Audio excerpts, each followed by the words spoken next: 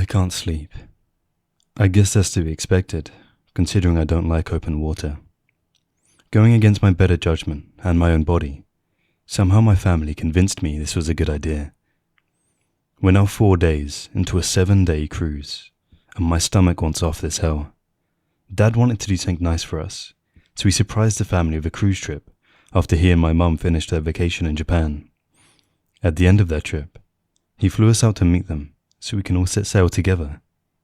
A real warming idea, and points to Dad on the intended family time. But this isn't it. Motion sickness is making this a nightmare, and I'm honestly ready to dock and get the hell away from this boat. As I sat up in my bed, my hands gripped the edge so hard I could have bent the frame. Why did this ship have to sway so much? It's painfully unnerving, and every bounce my stomach leaps into the bottom of my neck. Boats. I can't imagine how much nature laughs at the notion. Even with our great leaps and bounds in technology, we still can't make one that doesn't rock on the surface of the water. It's as if the ocean itself loves to remind us of its ability to turn the tide. After all, we don't really belong out here as a species, and its looming presence doesn't seem all too welcoming to humans. Its embrace is amazing and awe-inspiring, of course, but make no mistake, in a moment's instant, it could easily turn into a drowning nightmare. With that comforting thought, I stood up, made my way past my sleeping brother's bed, and out of the room to the deck. The view was both haunting and beautiful. There was a blackness as far as the eye can see, with nothing in sight but the starry night above. The only reminder that you were on the water was the light swishing of the small waves against the bottom of the ship. We were on a good floor as well, not too high up to be disturbed by the parties on the deck, but also not too low to be close to the water. Not that it mattered to my stomach. I looked around on both sides, and felt relief in seeing no one else on the deck for what I was about to do. As soon as that subsided, some nausea erupted and my body instinctively rushed to the railing to hurl overboard.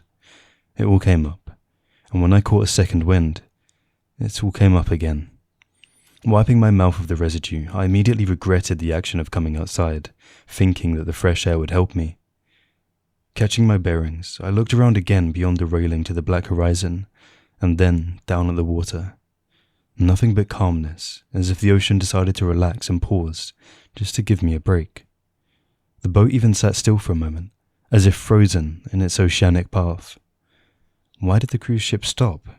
Is this supposed to happen in the middle of the water? Did the captain notice something? As I continued to ask myself questions, confused, the water stirred below my station. Its black calmness now suddenly disturbed by a large foaming circle, too big to be anything natural or non-mechanical. My eyes stayed fixed on the active circle, frightened stiff at the possibilities of what could be rising to the top at a high speed with such a massive size. What could this be? Whatever it was, it can't be good. The thought to suddenly run popped into my head. But in that very moment, a sharp pain shot through my whole body. It was as if a powerful jolt of electricity kept me from taking any further action, and all I could do was fall to my knees with one hand still gripping the railing. It soon sank in that whatever was coming out of this water wanted me to witness it. A large figure shot out of the massive foaming circle. Its dark frame rose and rose until its head was at the top level of the deck. This thing was gigantic. It resembled a big humanoid shadow, with a head that made up most of its form. There was just enough light from the boat to see that it had very black skin, barely visible in the night. My heart froze in my chest, as my mind tried to process the giant shade before me, the light from the ship faintly brightening only parts of its anatomy. Enough to make out only its upper body and head were out of the water before me. Its arms were massive, 2 towering stalks as big as tall trees, attached to an upper body of what I could only imagine a god would have. The head was a massive dark sphere of black mass. Its only clear quality was its eyes that glowed like 2 small suns in a black hole. As I tried to measure the height of the colossal phantom, my brain could only register that this thing was several meters tall. Only its upper body was out of the water, so no telling of its total body size. Awe took over me, and panic set in as I came to the realization this is something far beyond our normal human experience.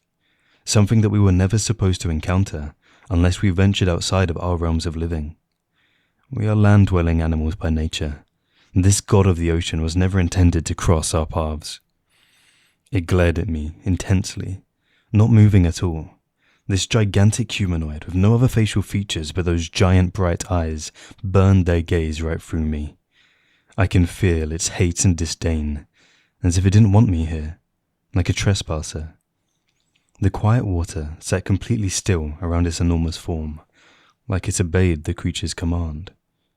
Is anyone else seeing this? I looked around to see if there was anyone else that could attest to what stood before me, but it seemed unlikely.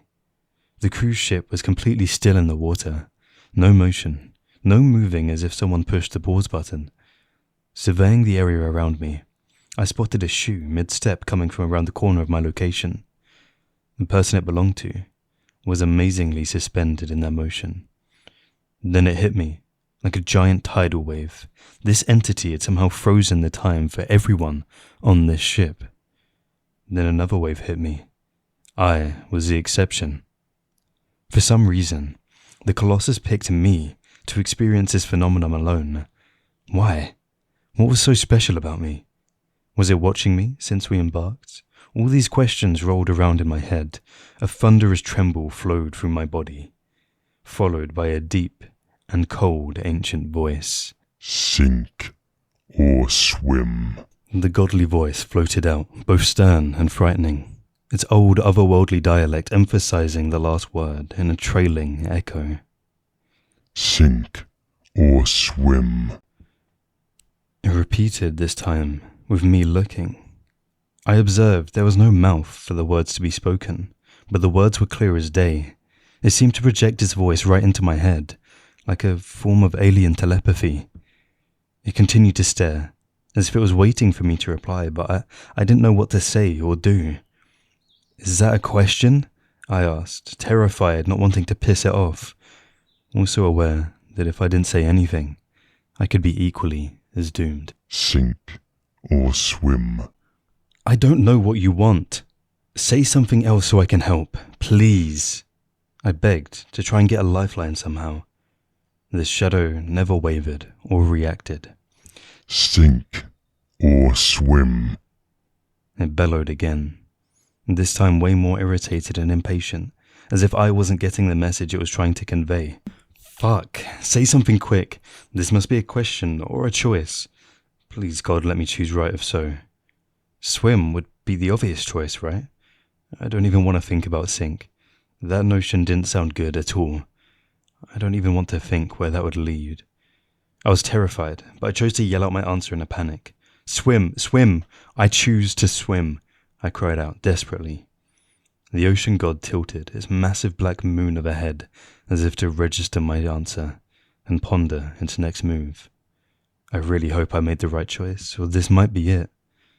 The large titan raised its right shoulder, and a huge hand rose from beneath the water, bigger than anything I could have imagined, easily able to split this cruise ship in half with one chop if it wanted, straight down the middle. The hand continued to rise past its abdomen, waterfalls falling off each finger.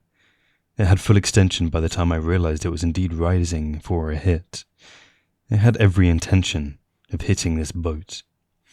No, this can't be. Did I choose wrong? It held that position for a while, still beaming at me, arm and hand extended in the air, reaching into the black night sky. I could do nothing but brace myself, grabbing the rail with tears streaming down my cheeks. This is it. I'm sorry, I let you all down. As the giant hand started to come down at a high speed, something in me woke up, and I moved for the closest object in my reach. Outside of my cabin, there was a bucket I hadn't paid much attention to until now. For some reason, it suddenly came to mind as the only thing to use as a weapon. I dove for it immediately, feeling it was full of tools and far too heavy to throw at an effective speed, but somehow I attempted anyway. The bucket flew through the air, still maintaining its position as the tools fell through the bottom. Then, something terrible happened. The creature caught it mid-air between two of its mammoth-sized fingers. My heart froze in my chest. There's no way it was going to respond well to this. I started to accept our doom as a boat. But something interesting happened. The colossal shadow kept its stare for a moment, and then turned its glance towards the bucket in its hands. It seemed intrigued with the bottomless bucket, playing with it between its fingers. He stood there, examining the strange object to him, like a child that discovered a shiny rock on the beach. It looked at me again, and closed its massive hand, making a fist, as if to keep his newly found treasure. Swim. It echoed in my head for the final time. Now its voice seemed a lot calmer, almost as if it was satisfied. At that moment the creature began to descend, and I can feel the boat beginning to sway again. A sudden force rushed over me, releasing the time hold. As the creature lowered into the water, time began to flow again as normal. I looked for the foot just visible coming from around the corner, and it now revealed a middle-aged man mid-stride, walking to a part of the railing close by. He gave me a stern look, as my head processed what he clearly missed altogether. A small measure of victory swelled in me, that I had made the right choice, but it didn't feel like it. Yes, I saved everyone on the ship with my choice, but that thing is still out there. Deciding to try to take pleasure in still being alive, I took a deep breath, smiled and went back into my cabin. Inside our room, my brother stirred in his bed restlessly. Still coming to terms with the dilemma, I couldn't resist the urge to run over and hug him. He looked at me, confused with this sudden display of affection, but I didn't care. The poor bastard didn't realize how close he came to death, and he will never know. In the following months, I couldn't stop thinking about the whole incident. I spent hours on hours researching online about what that colossal entity could be, but no definitive answers. The closest piece of explanation I could find was that the colossal phantom was some sort of apparition that appeared to old sailors and sunk their ships. I probably should let this go, and just accept that it's not meant for me to figure out. I had no business in this world, and maybe that's the overall message for all of us. The ocean is too big and large for us to ever think we'll have a chance of understanding the domain. It's not ours, and it never will be. More powerful and dominant forces reign supreme there, and it should stay that way. I saw a television report today that said there was a cruise ship that set sail several days ago from the exact same location as mine. Its course was similar, and the destination was the very place we docked and ended our trip. The only difference was that this boat never made it to that destination. It vanished, with no reports of storms or any sighting of an outside threat. The ship simply disappeared, with no survivors.